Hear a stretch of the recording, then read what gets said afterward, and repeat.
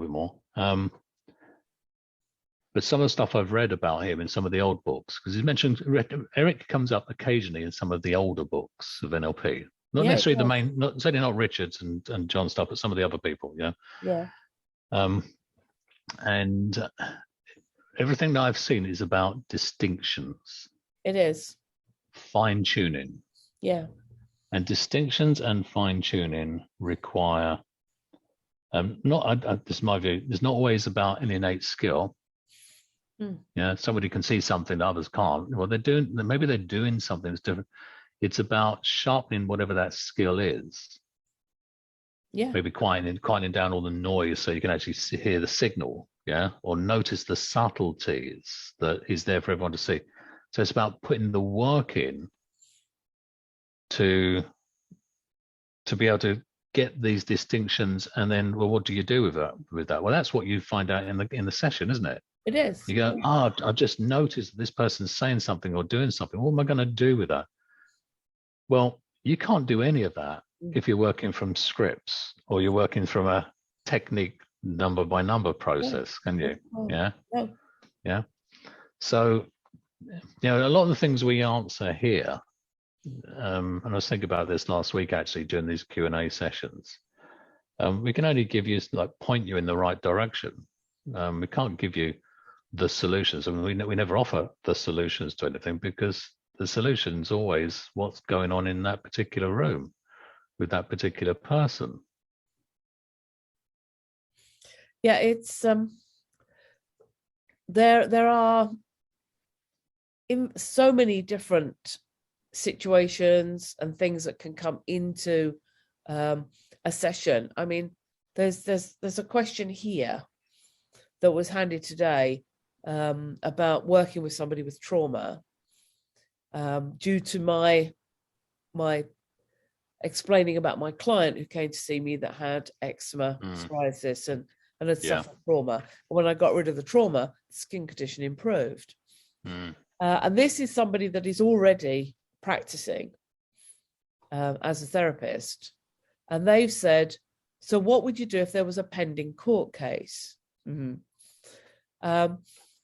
Now, clinically, people are taught there are situations whereby if you use hypnosis to help somebody get rid of trauma, it can affect any pending court case.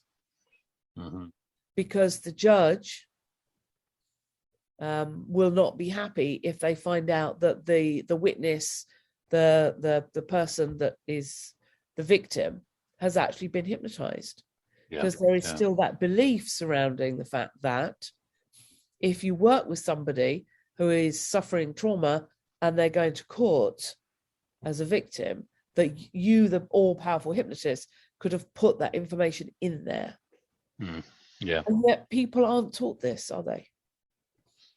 No, well, they're not. Well, they are, if it depends on what training they get. Oh, yeah. Both you and I have had a lot of in-depth training. I did hypnosis and psychotherapy, and you do learn these things. So these are things we can tell you. These are best practices. Something like that would be, wait till the court case is over, because there is a possibility. But even that is it's not written in law. It's just best practice. That's right. It's not illegal to hypnotize somebody who's got a pending court case.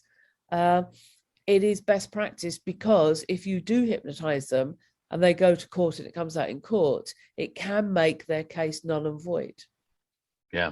So actually, I think those are great questions, because they're questions that people, those points have never been raised during that person's training, possibly. No.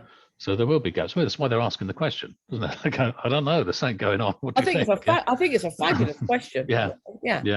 It's because these are things that people don't tend to think about when they have their courses. And as you said, you and I have both had in-depth training, so we've learned about all the little nuances of things to do.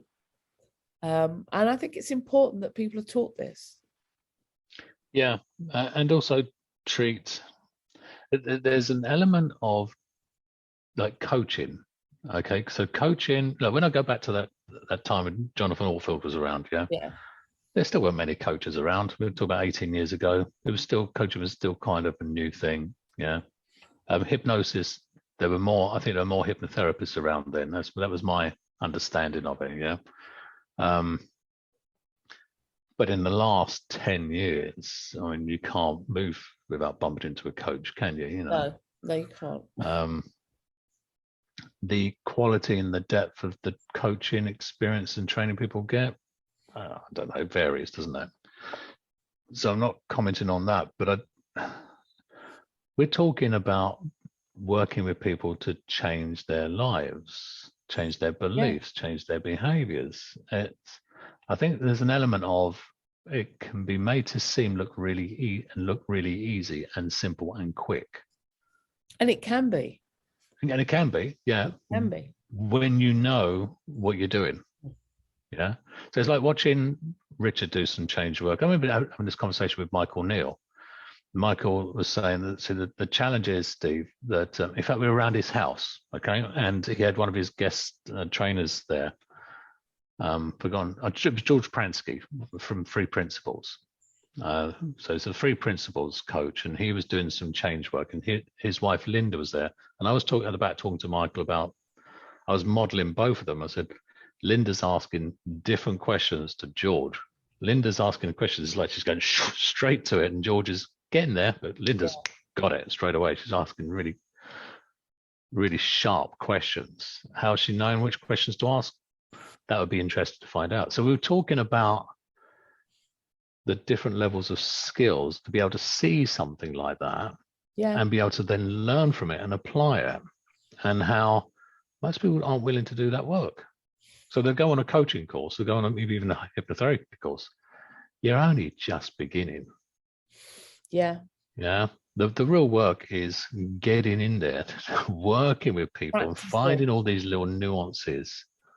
Yeah, and constantly learning. So I think there's an element of one, seeing people that are really good at what they do, but they've put in the decades and they make it look easy. Yeah. And a lot of people think they just can go do a course, even if it's a 10-day course or a 14-day course, or even some people do a 3-day course, and suddenly they've got a piece of paper and they're out there. And they won't know these nuances. They won't know these nuances. So, that's why we do this, isn't it? It's I think it's also important that, I mean, so within like something like clinical hypnotherapy, if you join some of the big associations, like the courses we do are accredited by the General Hypnotherapy Council, they want all their hypnotherapists to have supervision, to meet with a peer once a month to discuss clients, their experiences and what's happening. And I think that's invaluable, to have somebody to sit down and chew the cud over what's happening within your practice, the successes you've had, maybe to get somebody with a little bit more experience that can give you suggestions as to what you can do. Yeah. And we all have blind spots. Doesn't matter how much work we do. I don't think there's anyone that's going to know the whole, all the scripts. So what else have we got, Tina? So this month, for those of you in the Secret Agent of Change membership, I talked about how you could use NLP and hypnosis to help people with skin issues.